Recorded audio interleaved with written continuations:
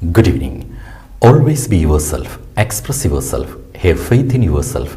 Do not go out and look for a successful personality and duplicate it.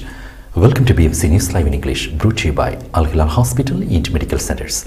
I am Vinod Narayan, joining you with the daily news updates. Today's headlines. Manama emerged as first ever International Basketball Federation West Asia Super League champions. Royal Humanitarian Foundation won Hamdan Islamic World Educational Scientific and Cultural Organization Prize for voluntary development of education facilities. His Majesty the King ordered Eid al-Adha Kiswa to RHF registered families. More than 718,000 pilgrims arrived in Medina.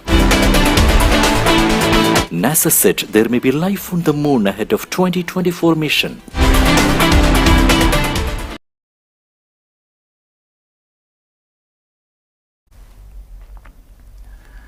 News in detail. Manama emerged as first ever International Basketball Federation West Asia Super League champions. Manama yesterday made history, outclassing Al Kuwait of Kuwait 67-59 to win the inaugural International Basketball Federation West Asia Super League. His Highness Sheikh Khalid bin Hamad Al Khalifa, the first Deputy Chairman of the Supreme Council for Youth and Sports, Chairman of the General Sports Authority and President of the Bahrain Olympic Committee, attended the final match, which was held in Dubai, the UAE. His Highness Sheikh Khalid congratulated His Majesty King Hamad bin Isa Al Khalifa, His Royal Highness Prince Salman bin Hamad Al Khalifa, the Crown Prince and Prime Minister, and His Majesty the King's representative for humanitarian work and youth affairs, His Highness Sheikh Nasser bin Hamad Al Khalifa. He hailed the achievement of Manama, which clinched the inaugural International Basketball Federation West Asia Super League and booked a berth in the Asian Clubs Championship for the first time in its history. He congratulated Manama board members led by Chairman Yusuf Zaman, praising the dedicated efforts of the players, technical and administrative staff, which ensured Bahrain a historic achievement. Royal Humanitarian Foundation won Hamdan Islamic World Educational Scientific and Cultural Organization Prize for voluntary development of educational facilities.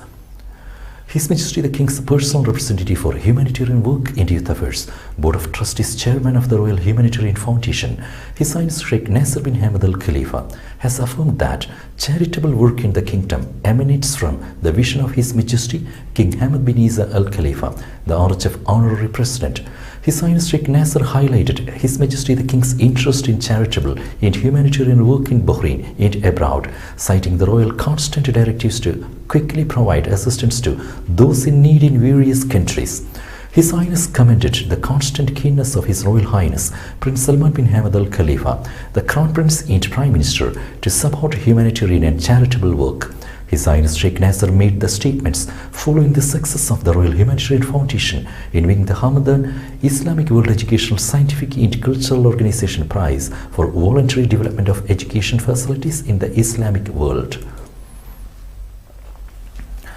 Health Minister affirmed Bahrain's keenness to develop in disease response and pandemic control. Dr. Jalila bint Zayed Jawad Hassan, Minister of Health, met Badr Saif Al-Ruwaihi, Director of Communicable Diseases in Oman. The Minister affirmed that Bahrain has taken pioneering steps in the field of disease response and pandemic control, which reflects the continuous government support for preventive programs, especially through training national personnel and strengthening the components of health system at various levels. Al-Ruwaihi is hosted by the Kingdom to present the Vaccine Management Workshop, which aims to train those in charge of vaccine services in Bahrain on the effective management of vaccines. Dr. Ijlal Faisal Ali Al-Alawi, Assistant Secretary for Public Health, inaugurated the workshop organized by the Public Health Directorate, held on June 17 to 22. Bahrain's efforts to achieve food security highlighted at Global Parliamentary Summit. Dr. Jihad Abdullah Al-Fadl, second Deputy Chairwoman of the Shura Council, has affirmed that the Kingdom of Bahrain, led by His Majesty King Hamad bin Isa Al Khalifa, attaches great importance to food security in its national work agenda by implanting a strategic framework to produce food nationally. Al-Fadl made the statements while participating virtually in the Global Parliamentary Summit Against Hunger and Malnutrition. The summit aims to exchange skills among parliamentarians in implementing legislation on matters related to food security, discuss priorities to address challenges related to hunger and malnutrition, build relationships among parliamentarians in parliaments, as well as support parliamentary efforts to develop a strong, coherent and comprehensive legal policy framework to promote improved food security and nutrition more broadly. She pointed out that achieving food security requires an integrated approach based on cooperation among all stakeholders in the international system, as combating hunger and malnutrition requires collective solutions formulated by countries, parliaments, and relevant international institutions. His Majesty the King ordered Eid al-Adha Kiswa to RHF registered families. His Majesty King Hamad bin Isa Al Khalifa, the honorary president of the Royal Humanitarian Foundation, has ordered the distribution of Eid al-Adha clothing for all RHS registered widows and orphans. His Majesty King Hamad requested the RHF, led by His Highness Sheikh Nasser bin Hamad Al Khalifa, representative of His Majesty the King for Humanitarian Work and Youth Affairs, to oversee and follow up on the defrayal of the Kiswa to all beneficiaries. On the occasion, His Highness Sheikh Nasser extended deepest congratulations and best wishes to His Majesty the King on Eid al-Adha, praying to Allah the Almighty to bless His Majesty King Hamad with good health and well-being, and to protect Bahrain and its people. His Highness Sheikh Nasser also extended his sincere thanks and appreciation to His Majesty the King for his fatherly care for the RHF sponsored families and keenness to share the joy of Eid al-Adha with them, praising the royal contestant directives to provide those families with all requirements of decent life. Now we will be back after a very short break.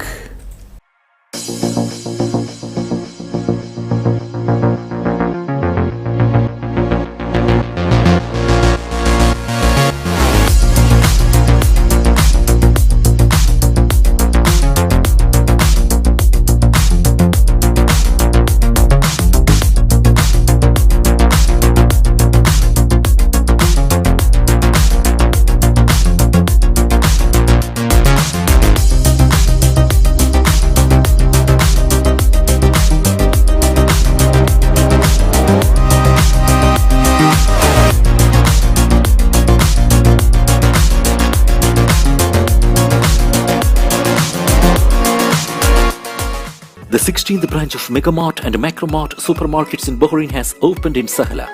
The best offers are available to the customers at affordable rates. Everyone is welcome. During and around the opening day, a variety of fish including salmon, meat and dairy products, roastery, frozen items, food and non-food items, groceries, fruits and vegetables, electronics, garments and ready-to-eat food items are available to the customers at affordable rates. Hearty welcome to all. Megamart and Macromart, your favorite shopping destination.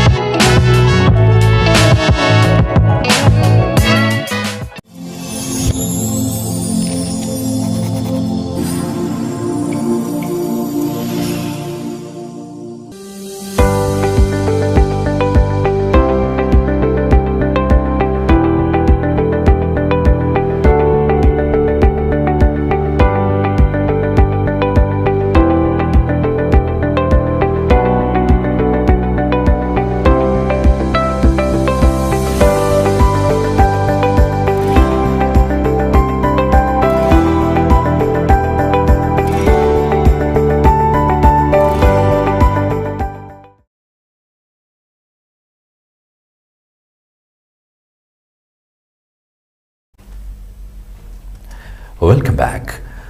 1,300 pilgrims to perform Hajj at Saudi King's expenses.